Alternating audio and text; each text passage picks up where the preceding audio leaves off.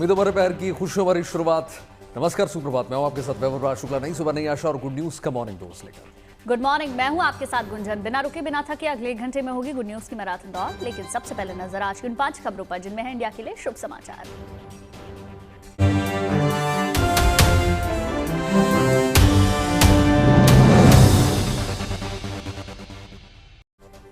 देखिए, सर्दी का सेलिब्रेशन जोरों पर है। लोग इस मौसम को एंजॉय करने के लिए हिल स्टेशन और दूसरे पर्यटन स्थलों का रुख कर रहे हैं। लगातार कश्मीर से लेकर हिमाचल तक और उत्तराखंड तक एक जैसा माहौल देखने को मिल रहा है। ज्यादातर हिल स्टेशन फुल है। शीतकालीन 4 धाम में आपको लेकर चलेंगे। खरसाली में यमुना मैया की पूजा शुरू हो गई है। यमुना मैया की आरती में बड़ी संख्या में श्रद्धालु शामिल हुए। आप भी शीतकालीन 4 धाम यात्रा पर जा सकते हैं। कैसे जाने के लिए बने रहिए हमारे साथ। यहाँ गुंजन, देखिए, आपको झांसी की मर्दानी से भी मिलवाएंगे, जिन्होंने वीरता और शौर्य की खूबसूरत झलक पेश की। उन्होंने पारंपरिक युद्ध कला का प्रदर्शन भी किया।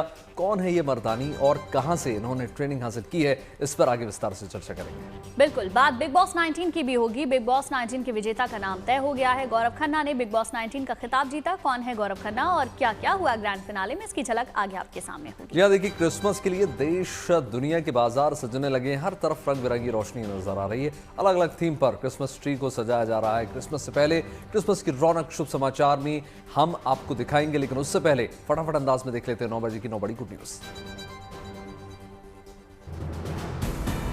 क्रिसमस की तैयारियां भारत में शुरू हो गई। इस सिलसिले में चेन्नई में क्रिसमस ट्री लाइटिंग सेरेमनी हुई। इस समारोह में बड़ी संख्या में लोग शामिल हुए। ब्रिटेन के लिवरपूल में क्रिसमस सेलिब्रेशन का शुभारंभ जोरदार तरीके से हुआ। इस दौरान सेंटा क्लॉज की ड्रेस पहने हजारों लोग ब्रिटेन के सबसे फेस्टिव फन रन में नजर आए। क्रिसमस से पहले दुनिया भर में उत्सव की रौनक छाई। इस सिलसिले में जगह जगह शानदार आयोजन। बर्लिन के 5 मिंचडॉर्फ में सेंटा की कॉस्ट्यूम पहने हजारों लोग नजर आए। ग्रैमी विजेता दक्षिण अफ्रीकी सिंगर टायला ने मुंबई में हुए शो में शानदार समा बांधा। टायला ने नमस्ते मुंबई कहते हुए अपने शो की शुरुआत करी। उन्होंने भारत की तरफ तारीफ करते हुए कहा कि ये एक बहुत खूबसूरत देश है। मुंबई में एक्ट्रेस नेहा धूपिया, अनन्या बिरला, नीति मोहन और वरुण सूद ने गो फ्लो रन 2025 में हिस्सा लिया। उन्होंने महिलाओं को अपनी सेहत के प्रति सचेत रहने का संदेश दिया। एक्ट्रेस भाग्यश्री ने मुंबई के जुहू जूनियर थॉन के 3रे संस्करण का शानदार आगाज कर दिया। उन्होंने बच्चों को सेहत और फिटनेस पर ध्यान देने की सलाह दी। जम्मू कश्मीर में राजौरी पुलिस ने पहली जिला हाफ मैराथन का आयोजन किया। इस कार्यक्रम में बड़ी संख्या में लोगों ने हिस्सा लिया और अच्छी सेहत और फिटनेस का संदेश दिया। झांसी महिलाओं और बालिकाओं ने वीरता और शौर्य की शानदार झलक दिखाई। महाराष्ट्र के सतारा से आए मर्दानी अखाड़े की 25 बालिकाओं ने यहां पर पारंपरिक मर्दानी युद्ध कला की नुमाइश दिखाई और महिला सशक्तिकरण की मिसाल पेश की। हिमाचल प्रदेश के रामपुर बुशहर में लगे अंतर्राष्ट्रीय रवि मेले में स्थानीय उत्पादों की शानदार नुमाइश देखने को मिली। इसके जरिए यहां के किसानों और कारोबारियों का व्यापार अच्छा मिला।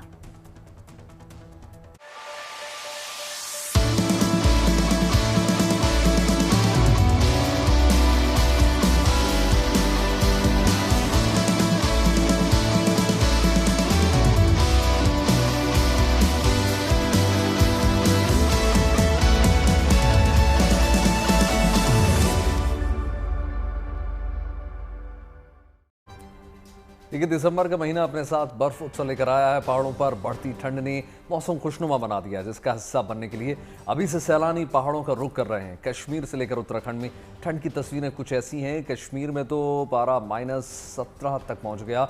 डल झील जमने लगी है और सर्द मौसम में कश्मीर घाटी की रंगत सैलानियों को लुभाने लगी है।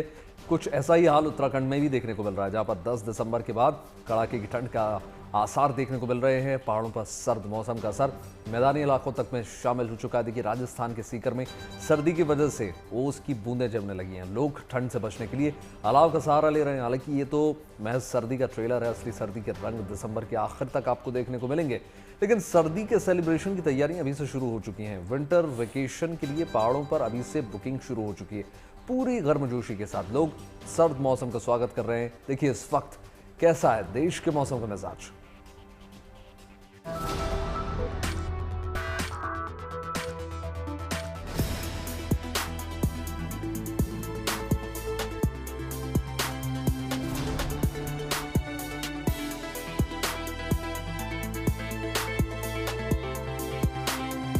उत्तर भारत के मैदान हो या उत्तराखंड, हिमाचल और कश्मीर की घाटियां और वादियां, सब जगह इन दिनों बर्फ ही बर्फ है। दिसंबर की शुरुआत जैसे प्रचंड ठंड का पैगाम साथ लाई हो। मैदानी इलाकों में भले ही सूर्यदेव के दर्शन हो रहे हों, लेकिन पहाड़ी इलाकों में तो जैसे सिर्फ और सिर्फ कोहरे और कड़ाके की ठंड का साम्राज्य है। पूरे उत्तर भारत में रविवार से पारा गिर रहा है और हाड़ कपाने वाली ठंड आ चुकी है। उत्तराखंड में सुबह और शाम में तो जैसे हालात बर्फीले होते जा रहे हैं। मौसम विभाग के मुताबिक अगले कुछ दिनों में उत्तराखंड में बर्फबारी और हल्की बारिश के आसार हैं। जो विंटर का सीजन है उसमें उत्तराखंड में दिसंबर से फरवरी पूरा सीजन के दरमियान जो है मैक्सिमम टेम्परेचर और नॉर्मल और मिनिमम टेम्परेचर नॉर्मल से अधिक रहने की पूरी ज्यादा संभावना है। राजधानी दिल्ली में न्यूनतम तापमान 8 डिग्री सेल्सियस दर्ज किया गया, जबकि AQI 308 के साथ बेहद खराब रहा। हिमाचल प्रदेश और उत्तर पूर्व में घने कोहरे की चेतावनी जारी की गई है, क्योंकि पूरे इलाके में सर्दी का प्रकोप गहरा रहा है। बर्फीली हवाओं ने राजस्थान में ठंड का प्रकोप बढ़ा दिया है। सीकर, चूरू, जयपुर सहित कई शहरों में सीजन की सबसे सर्द रात दर्ज हुई। फतेहपुर में तापमान 1.9 डिग्री सेल्सियस और सीकर में 1 डिग्री सेल्सियस तक पहुंच गया। कई इलाकों में तो रात में गिर रही ओस हल्की शबनमी बर्फ में तब्दील होती जा रही है। आने वाले दिनों में सर्दी और बढ़ेगी, जिससे लोगों की जो मुश्किलें हैं और बढ़ सकती है। 11 दिसंबर के बाद में सर्दी का जो टेम्परेचर है और डाउन आने की संभावना है। वहीं कश्मीर की बात करें तो जम्मू कश्मीर के कई हिस्सों में तापमान 0 से नीचे दर्ज किया गया। पहलगाम -4.3 डिग्री सेल्सियस के साथ सबसे ठंडा रहा। कश्मीर में पिछले 1 महीने से कड़ाके की ठंड तो पड़ ही रही है। ये ताज़ा तस्वीरें जम्मू कश्मीर के श्रीनगर की हैं, जहां डल झील में शिकारों की रौनक तो है, लेकिन कड़ाके की ठंड की वजह से शिकारों की सैर कम ही लोग कर पा रहे हैं। ठंड का आलम ये है कि सुबह सवेरे डल झील के आसपास ओस की बूंदें जमने लगी है। हल्की हल्की बर्फ जमने लगी है। झील का पूरा इलाका कुछ इसी तरह कोहरे की चादर में लिपटा हुआ है। सुबह और शाम के वक्त लोगों को शीतलहर का सामना करना पड़ रहा है। पेड़ पौधों पर जमी शबनमी ओस की बूंदें ऐसी लग रही हैं जैसे कुदरत ने इनको सुकून से तराशा है। फूलों पर जमी ओस किसी पेंटर की उकेरी गई बेपनाह खूबसूरत सी तस्वीर सी लग रही है। कश्मीर के अलग अलग इलाकों में तापमान लगातार गिर रहा है और कई जगह पर पारा 0 से नीचे जा पहुंचा है। कश्मीर घाटी इन दिनों ड्राई कोल्ड कंडीशन की चपेट में है। श्रीनगर में न्यूनतम तापमान लगातार नीचे जा रहा है। हाल ही में यहां 4 डिग्री सेल्सियस के आसपास तापमान दर्ज किया गया। सिर्फ श्रीनगर ही नहीं, दक्षिण कश्मीर में तो ठंड का आलम और भी जोरदार है। कश्मीर की बात करें तो चिले कलान, जो कि 40 दिन का पीरियड होता है और 21 दिसंबर से शुरू होता है, उसको सबसे भयंकर ठंड का पीरियड माना जाता है। लेकिन इस साल वक्त से पहले ही बहुत जबरदस्त ठंड पड़ रही है। बीती रात की बात करें तो श्रीनगर में पारा लुढ़का और टेम्परेचर जो रजिस्टर हुआ वो था -4.1। बाकी जो घाटी के इलाके हैं उनकी हालत इससे भी ज़्यादा खराब है। दक्षिणी कश्मीर के कुछ इलाकों में -6 तक जो है पारा लुढ़का है। इसके चलते लोग परेशान हैं ही। वैसे मौसम विभाग की माने तो पहाड़ी इलाकों में 10 दिसंबर तक मौसम ऐसा ही बना रहेगा। जिसका मतलब ये है कि आने वाले दिनों में पहाड़ से लेकर मैदान तक ठंड और बढ़ सकती है। श्रीनगर से अशरफ वानी, मीर फरीद और देहरादून से अंकित शर्मा के साथ सीकर से राज गुर्जर, गुड न्यूज टुडे।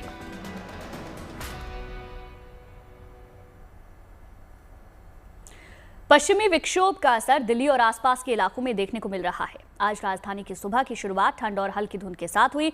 मौसम विभाग का मानना है कि आने वाले दिनों में मौसम सर्द बना रहेगा। हवा की सेहत की अगर बात करें तो स्थिति अब भी गंभीर है, लेकिन AQI में हल्का सुधार देखा जा रहा है। पहाड़ी इलाकों में बर्फबारी का अलर्ट है। जाहिर है बदलते मौसम के बीच पहाड़ों पर बर्फबारी का असर मैदानी इलाकों में देखने को मिल रहा है और आने वाले दिनों में उत्तर भारत में पारा गोता लगाएगा।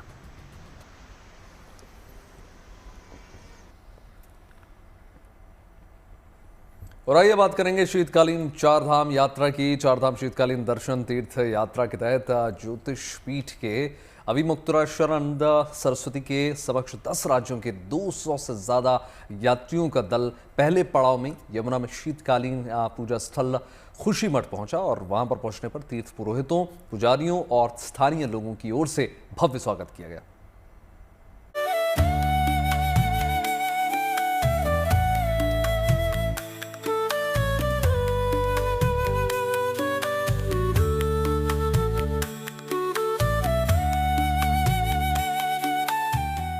ये चारधाम शीतकालीन दर्शन यात्रा की तस्वीर है, जिसका पहला पड़ाव खुशी मठ पहुंच गया है।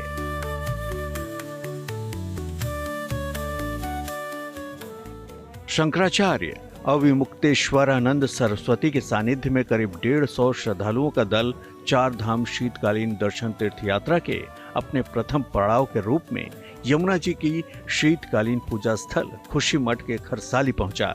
यहां पहुंचने पर तीर्थ पुरोहितों, पुजारियों और स्थानीय जनता ने उनका भव्य स्वागत किया। इस दौरान शंकराचार्य स्वामी अविमुक्तेश्वरानंद सरस्वती ने इस यात्रा के महत्व की जानकारी दी।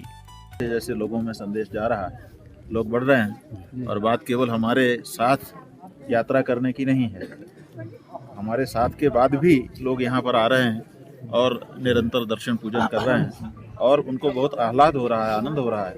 लौट करके बता रहे हैं कि हम गए और इस यात्रा में हमको आध्यात्मिक आनंद की अनुभूतियां हुई। शीतकालीन यात्रा का उद्देश्य लोगों तक ये संदेश पहुंचाना है कि शीतकालीन पूजा स्थलों पर दर्शन करने से वही पुण्य लाभ प्राप्त होता है जो ग्रीष्म काल में मुख्य धामों में दर्शन पूजन का मिलता है।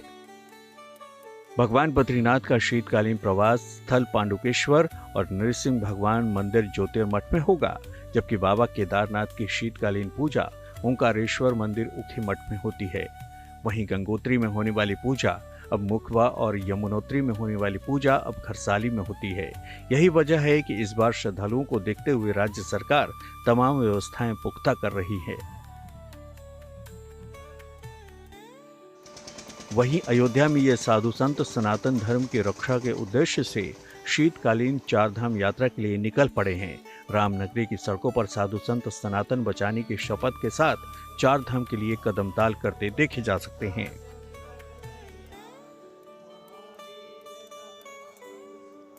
अयोध्या से 12 ज्योतिर्लिंग, चारों धाम, सप्तपुरी पूरे भारत भ्रमण करते हुए पुनः हरिद्वार करीब 4 से 5 साल के बाद यात्रा संपन्न होगी।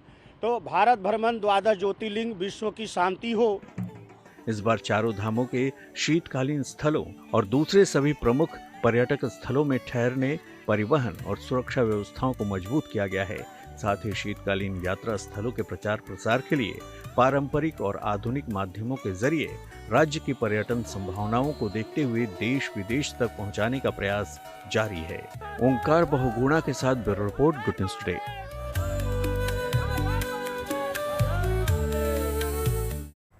चलिए अब बात वायुवीरों के शौर्य की कर लेते हैं। भारतीय वायुसेना की सारंग टीम ने गुजरात के अंकलेश्वर के आसमान में अपने पराक्रम और शौर्य का शानदार प्रदर्शन किया। लोगों ने भी टीम का जोरदार स्वागत किया और उत्साह बढ़ाया। स्वदेशी हेलीकॉप्टर ध्रुव के सहारे सारंग टीम ने अद्भुत फॉर्मेशन बनाकर सबको मंत्रमुग्ध कर दिया।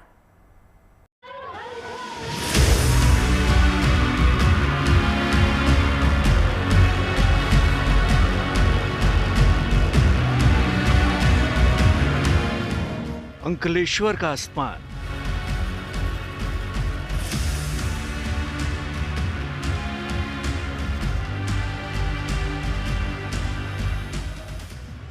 गुजरात के अंकलेश्वर का आसमान, हजारों की भीड़ और भारतीय वायुसेना की टीम सारंग का पराक्रम एक अनोखा नजारा पेश कर रहा था। युवाओं को प्रेरित करने के लिए इंडियन एयरफोर्स की टीम सारंग ने गुजरात के अंकलेश्वर में शानदार हवाई प्रदर्शन से सबको मंत्रमुग्ध कर दिया। स्वदेशी ALH ध्रुव हेलीकॉप्टरों के साथ टीम ने फुर्ती, सटीकता और टीम वर्क का शानदार नजारा पेश किया। सारंग हेलीकॉप्टर डिस्प्ले टीम का जो एक मोटो है उत्कृष्टता प्रेरणा, वो यहाँ पर सिद्ध होता नजर आ रहा है। आशा यही है कि इस डिस्प्ले से प्रेरित होकर हमारी गुजरात के युवा, भरूच के युवा प्रेरित होंगे और भारतीय वायुसेना को आकर ज्वाइन करेंगे, भारतीय सेना को ज्वाइन करेंगे, भारतीय नौसेना, भारतीय सशस्त्र सेनाओं को किसी को भी आकर ज्वाइन करेंगे। सारंग टीम ने 5 ध्रुव हेलीकॉप्टरों के साथ जटिल फॉर्मेशन और अद्भुत करतब से दर्शकों का मन मोह लिया, जिसमें cross over break, diamond formation, salute formation, lotus formation, heart formation जैसे शानदार करतब शामिल थे, जिसका दर्शकों ने भरपूर आनंद उठाया और टीम का तालियां बजाकर उत्साहवर्धन किया। अपॉर्चुनिटी मिली कि हम साउथ गुजरात में डिस्प्ले कर पाए। गुजरात में हमने पहले भी डिस्प्ले किया है, बट साउथ गुजरात में पहली बार था एंड जो हमें रिस्पांस मिला है वो तो बहुत ही काबिले तारीफ है। मतलब हमें मजा आ गया, दिल खुश हो गया हमारा। सारा भरूच जैसे हमारे स्वागत के लिए आज यहाँ पर था और जिस तरीके का जोश इन्होंने दिखाया, जिस तरह का उत्साहवर्धन इन्होंने हमारा किया, तो आज हमारी energy was actually touching the skies. इसके अलावा वायुसेना की आकाश गंगा पैराजंपिंग टीम ने अपनी क्षमता का अद्भुत प्रदर्शन किया और करीब 8000 फीट से जंप कर जंपर्स ने free fall, spiral dive, flag display जैसे कला का नजारा पेश किया। भारतीय तिरंगे के साथ एक पैराट्रूपर ने लैंड किया तो लोगों में देशभक्ति का जज्बा हिलोरे मारने लगा। इस कार्यक्रम का मुख्य उद्देश्य युवाओं में देशभक्ति, बहादुरी और देश की रक्षा की समझ और करियर के मौकों के बारे में जागरूकता फैलाना था। वायुसेना के अधिकारियों का भी कहना है कि अगर लगन, अनुशासन और पक्का इरादा हो तो हर युवा नीले आसमान को अपने करियर की नई ऊंचाई बना सकता है। अंकलेश्वर से विक्की जोशी के साथ bureau report, good news today. और अब big boss winner Gaurav Khanna से आपकी मुलाकात करवाते हैं। देखिए गौरव खन्ना ने कैसे जीता ऑडियंस का दिल। TV superstar and the winner of Big Boss 19, Gaurav Khanna is here with us. Gaurav, how are you feeling? Pretty elated. अभी तक सिंक इन नहीं हुआ है विनिंग, बट अब आप लोग सवाल पूछें तो जीत ही गया हूँगा। But tell me, 105 days, was there ever a moment when you knew कि भाई ट्रॉफी तो मेरे पास ही आ रही है? And what was that moment? I think मैं शो में आया ही था। मैं कोई भी काम करता हूँ मैं चाहता हूँ कि मैं अपना 100% दूँ, एंड मेरी तरह सभी कंटेंडर जीतने ही आए थे। तो ये बेमानी होगा बोलना कि मैं बोलूँ कि मैं जीतने नहीं आया था। Of course I wanted to win, but मैं हर दिन को उस दिन के हिसाब से ले रहा था। I am a person who likes to believe कि slow and steady wins the race. मेरे दिमाग में, जहन में ये बात थी कि बिग बॉस एक मैराथन है। इसमें आपको 100 मीटर्स की तरह पहले दिन से उछलना कूदना नहीं है, गाली गलौज नहीं करनी है। एक मैराथन है, अपनी स्पीड से खेलेंगे, अपने तरीके, अपने तौर से खेलेंगे। जिसको सवाल करना है वो करता रहे, जो जवाब देना होगा वो देंगे, और नहीं देना तो जो शो में करना है वो करेंगे और शो जीतेंगे। एंड गौरव, यही एक्यूजेशंस एक्चुअली हो रही थी कि आप बस ऑब्जर्व कर रहे हैं, आप खेल नहीं रहे, बैकफुट में हो, बट कहीं ना कहीं आज वो लग रहा है कि भाई जो भी मैं कर रहा था वो सही तो कर रहा था। ये मेरे दिमाग में मुझे हमेशा से पता था मैं सही कर रहा हूँ, क्योंकि मैं इंसान ही ऐसा हूँ। मैंने बिग बॉस में कुछ ऐसा नहीं किया जो मैंने लाइफ में नहीं किया है। मैं जब कानपुर से निकला था तो बहुत सारे लोगों ने सवाल किया था कि ये क्या करेगा वहाँ जाके, कोई जान पहचान नहीं है, कोई दोस्त नहीं है, पर मैं लगा रहा। फिर जब मैं टेलीविज़न में आया, मैं ट्रेंड एक्टर नहीं था, मैं कॉर्पोरेट लाइन से MBA करके आया था, तो यहाँ के लोगों ने बोला अरे ये तो एक्टर नहीं है, ये कैसे टिकेगा, 2 शो के बाद दिखेगा नहीं, पर मैं लगा रहा। फिर जब मैं टेलीविज़न के बाद रियलिटी शोज़ में आया, मेरे पिछले रियलिटी शो में भी लोगों ने कहा अरे ये तो पॉपुलर फेस है, ये यहाँ टिकेगा नहीं, करेगा क्या, पर मैं टिका रहा और जीता।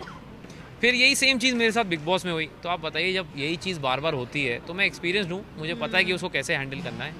मैं अपनी चाल चलता हूँ, मुझे दूसरों की हवाओं से फ़र्क नहीं पड़ता। Gaurav rightly said, a lot of people feel कि ये शो पॉपुलैरिटी का शो बन चुका है, ना कि पर्सनैलिटी का, which you of course had a upper hand with, and fixed winner जो एक टैग आ जाता है. How do you want to defend this tag now? अगर मान लीजिए उनका जिसको वो लाइक करते हैं वो जीतता तो फिक्स विनर नहीं होता, या कोई XYG जीतता तो नहीं होता. और पहली बात तो ये उनके एलिगेशंस हैं, we should not even cater to this. आप मुझे बताइए कि ट्रोलर्स हमेशा रहेंगे लाइफ में. आज सोशल मीडिया का ज़माना है, everybody is a keyboard warrior. तो आप उनसे, आई डोंट थिंक कि मुझे उनको जवाब देने की ज़रूरत है. If they don't like me, fair enough. आइए आपको लेकर चलते हैं झांसी में, जहां मुक्ता काशी मंच का आयोजन हुआ और इस मंच पर ऐसा ऐतिहासिक दृश्य देखने को मिला जिसने वीरता और शौर्य की खूबसूरत झलक पेश की. दरअसल कार्यक्रम में महाराष्ट्र के सतारा से आए मर्दानी अखाड़े की 25 बच्चियों ने खास प्रस्तुति दी और इसमें उन्होंने पारंपरिक युद्ध कला का प्रदर्शन दिखाया. इस आयोजन ने न सिर्फ ऐतिहासिक मर्दानी कला को पुनर्जीवित कर दिया बल्कि ये संदेश भी दे दिया कि महिलाओं की सुरक्षा और शक्ति समाज की प्राथमिकता है. दरअसल मुक्ता काशी मंच का आयोजन साहस, शक्ति और नारी सशक्तिकरण का महोत्सव है, जहां पर नई पीढ़ी की प्रतिभा और आत्मविश्वास को एक मंच मिलता है.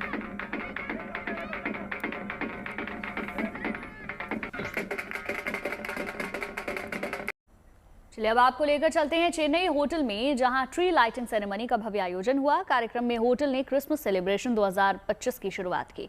इस नए साल के जश्न और क्रिसमस के लिए दक्षिण भारत के ज्यादातर होटल और क्लब सज कर तैयार. दरअसल यहां क्रिसमस का पर्व धूमधाम से मनाया जाता है.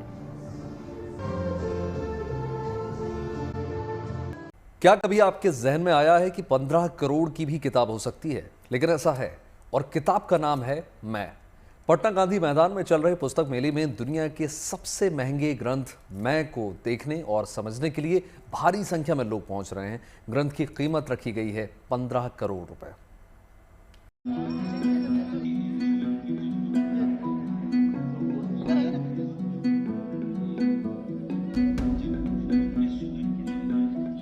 जैसे ही पर्दा हटा, सामने आई एक पुस्तक मैं. इसे उदय ग्रंथ कहा जा रहा है. सनातन संस्कृति से जुड़ा यह महाग्रंथ कीमत में भी लाजवाब है. इस ग्रंथ की कीमत है 15 करोड़ रुपए. इसलिए ये महाग्रंथ सबके लिए चर्चा का विषय बना हुआ है. लेखक का दावा है कि ये महाग्रंथ ज्ञान की परम अवस्था पर आधारित है. लेखक का दावा यह भी है कि ये ग्रंथ उस परम स्थिति के रहस्य को उजागर करता है जिसे बुद्ध जैसे द्रष्टाओं ने प्राप्त किया था. ग्रंथ उदय है ये, और मैंने बताया अभी कि इस ग्रंथ में ज्ञान की परम अवस्था का आविष्कार है. ये मूल बात है. मतलब ज्ञान की परम अवस्था, इसका अर्थ ये हुआ कि जैसे आप किसी भी जीव के लिए, जीवन के लिए, या ईश्वर के लिए, भगवान के लिए, जैसे मान लीजिए बुद्ध के लिए आप ये जब सुनते हैं कि उनको ज्ञान प्राप्त हो गया था, तो वह कौन सी अवस्था थी जिसके बाद ये कहा जाने लगा कि उनको ज्ञान प्राप्त हो गया. उस अवस्था के बारे में ये पहला ग्रंथ है संसार का जिसमें बताया गया है कि वह ज्ञान की परम अवस्था क्या है. पटना पुस्तक मेले में एक समारोह में दुनिया के सबसे महंगे ग्रंथ मैं का विमोचन किया गया, जिसके बाद इसे देखने समझने के लिए लोगों की भीड़ लग गई. वजह थी इसकी कीमत. लेखक रत्नेश्वर से जब ये सवाल किया गया कि इसकी कीमत इतनी क्यों रखी गई, तो उनका जवाब सुनिए.